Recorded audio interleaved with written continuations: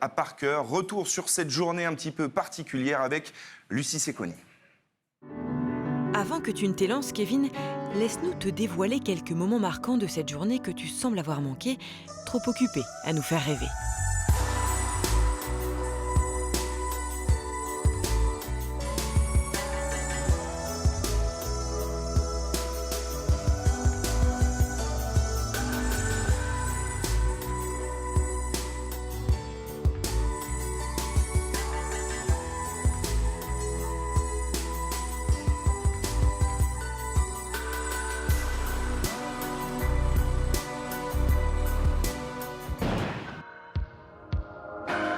Rio met en lumière des légendes, après Phelps, Kaori Ishii.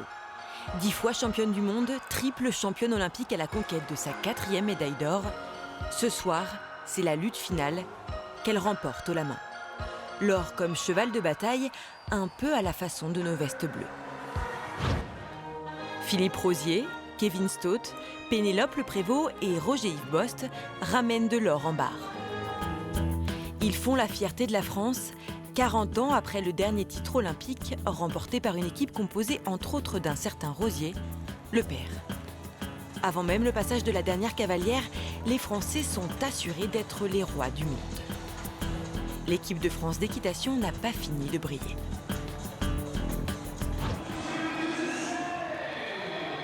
Cette équipe-là, en revanche, est plutôt restée dans l'ombre. Ils se connaissent par cœur, et pourtant, les coqs sont à nouveau plumés par leur bête noire. Cette Espagne-France, c'est d'abord l'Espagne, puis ensuite la France, jamais en mesure d'inquiéter son adversaire. L'Espagne porte l'estocade, Pitti dit au revoir aux Bleus et à Rio. Premier record personnel pour Kevin Mayer avec un 100 mètres en 10 secondes 81, puis un bond en avant, très en avant de 7,60 mètres pour le Français qui poursuit sa journée si bien commencée. Entraînée par l'élan de Kevin, elle ne voyait que l'or au bout du chemin. Yasmina Aziez emmène l'Algérie à Bakarova jusqu'au Golden Set, aussi appelé la mort subite. Mais à ce jeu-là, la Française ne fait pas le poids. Elle tente pourtant le coup de pied retourné, mais termine au pied du podium.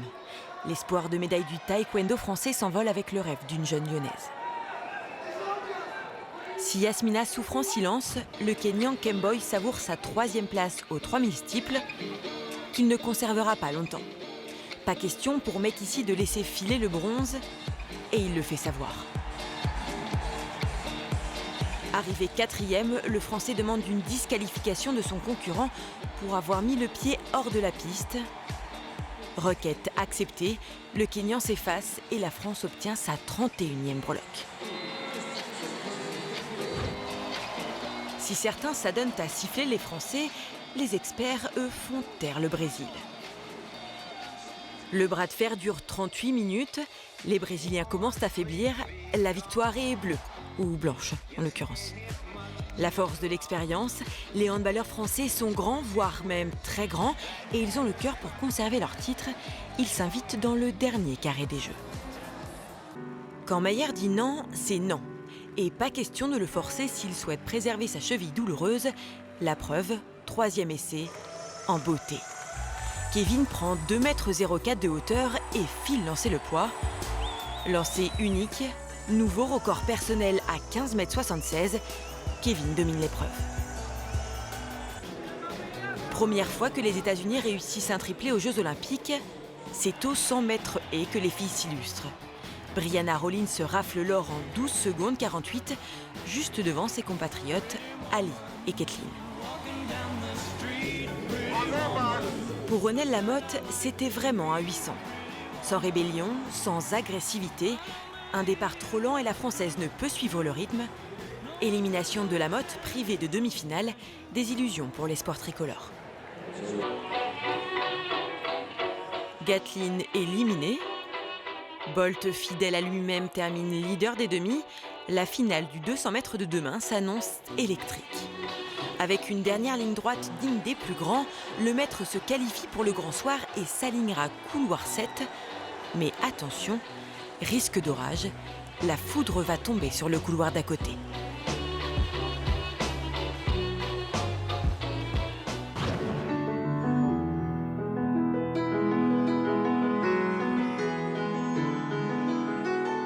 48-28, Mayer explose son record personnel sur 400 mètres et continue sa course pour le podium.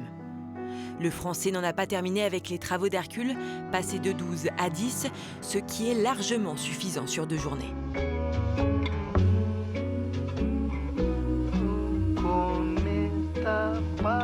Il est peut-être là le message. Marier leurs forces et notre admiration au pays du métissage.